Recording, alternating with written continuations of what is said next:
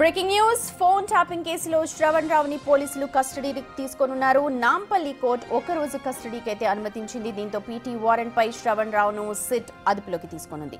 Cheating కేసులో arrest అయి ప్రస్తుతం జైల్లో ఉన్నారు శ్రవణ్ రావు.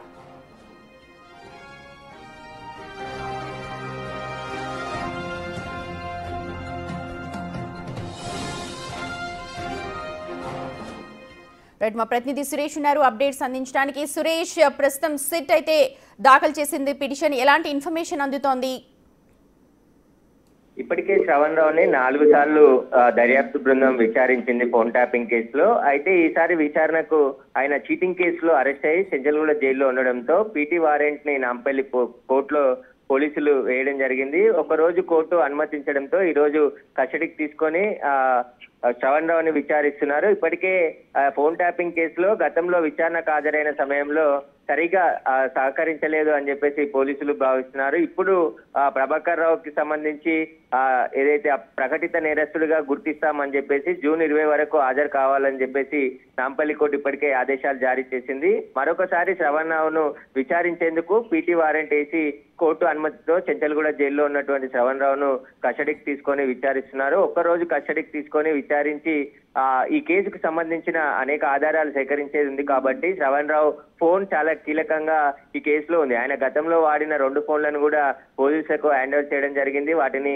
ఎఫ్ఎల్సీకి పంపించారు. అక్కడ ఉన్నటువంటి ఆయన డిలీట్ చేసినటువంటి సమాచారాన్ని అంతా రీట్రీవ్ చేసి అక్కడ ఇలాంటి సమాచారం ప్రభాకర్ రావుతోని షేర్ చేసుకున్నాడు. వాటికి సంబంధించిన కాల్ డీటెయిల్స్ అవన్నీ కూడా ముందు ఉంచి విచారించే అవకాశం కనబడుతుంది. శ్రవణ్ రావు స్టేట్మెంట్ కూడా కీలకంగా ఉండబోతుంది కేసులో. ఆయన చాలా కీలకంగా వివరించాడు. ప్రభాకర్ రావుకి ఎప్పటికప్పుడు వ్యాపారస్తులే, అదేవిధంగా ప్రతిపక్ష నాయకుల కదలికలు, వారికి సంబంధించి ఎవరు సహకరిస్తున్నారు, వాటికి సంబంధించిన సమాచారం, ఫోన్ నెంబర్లని ప్రభాకర్ రావుకు అందించి ఫోన్ ట్యాపింగ్ చేయించానని చెప్పేసి కూడా శ్రవణ్ రావు చెప్పాడు. కాబట్టి వీటికి సంబంధించి ఇప్పుడు శ్రవణ్ రావు స్టేట్మెంట్ కూడా సిట్ దర్యాప్తు బృందం మరొకసారి రికార్డ్ చేయనున్నారు.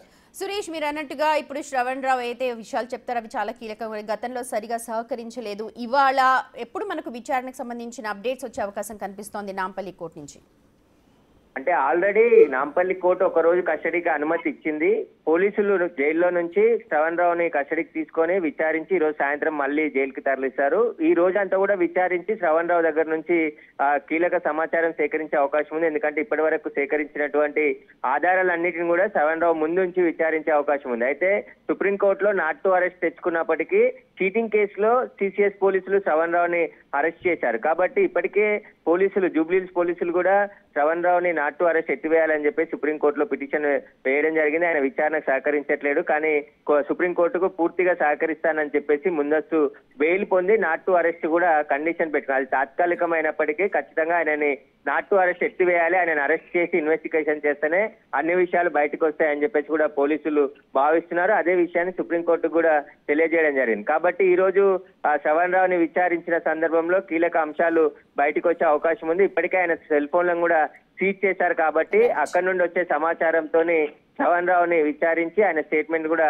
రికార్డ్ చేయనున్నారు. గతంలో 4 సార్లు జూబ్లీహిల్స్ పోలీస్ స్టేషన్ లో విచారణకు హాజరైనప్పటికీ ఆయన పూర్తి స్థాయిలో సహకరించలేదని చెప్పేసి కూడా పోలీసులు భావిస్తున్నారు. కాబట్టి కేసులో ప్రభాకర్ రావు చాలా కీలకమైన నిందితుడుగా ఉన్నారు. గతంలో అరెస్ట్ అయినటువంటి పోలీస్ అధికారులంతా కూడా అదే స్టేట్మెంట్ ఇచ్చారు. ప్రభాకర్ రావు ఆదేశాల మేరకే మేము పనిచేశాము, ఆయన ఇచ్చిన ఇన్స్ట్రక్షన్ ని ఫాలో అయ్యాం తప్ప మా సొంతంగా ఏది చేయలేదని చెప్పేసి గతంలో అరెస్ట్ అయిన అడిషనల్ డీసీపీలు, డిఎస్పీ చెప్పారు. కాబట్టి ఇప్పుడు శ్రవణ్ రావు ఒక మీడియా సంస్థ నిర్వహిస్తున్నాడు. ఆయన గతంలో ఎన్నికల ముందు సర్వే చేయించి ఆ సర్వే ప్రకారం ఎవరెవరి బలాలు ఏ విధంగా ఉన్నాయనే సమాచారాన్ని ప్రభాకర్ రావుకి ఇచ్చి వారికి ఆర్థిక మూలాలు అందించే వారికి సంబంధించిన ఆ ఫోన్ నెంబర్లను కూడా ప్రభాకర్ రావుకి ఇచ్చి వాళ్ళ ఫోన్లను ట్యాపింగ్ చేసి వారిని బెదిరించారని చెప్పేసి ఆరోపణలు ఉన్నాయి. ఇక వ్యాపారవేత్తలను కూడా బెదిరింపులకు దిగారని చెప్పేసి కూడా పూర్తిగా ఆరోపణలు ఉన్నాయి. కాబట్టి వాటన్నిటి మీద దర్యాప్తు బృందం దర్యాప్తు చేస్తుంది. Right Suresh, thank you so much. మొత్తానికి ఇవాళ శ్రవణ్ రావు ఏం చెప్పబోతూ ఉన్నారు, గతంలో మిగిలిన వాళ్ళు చెప్పిన విధంగానే అదే పేరుని తీసుకుంటారా లేకపోతే ఇంకేం చెప్తారన్న దానిపైన ఉత్కంఠ అయితే కొనసాగుతోంది.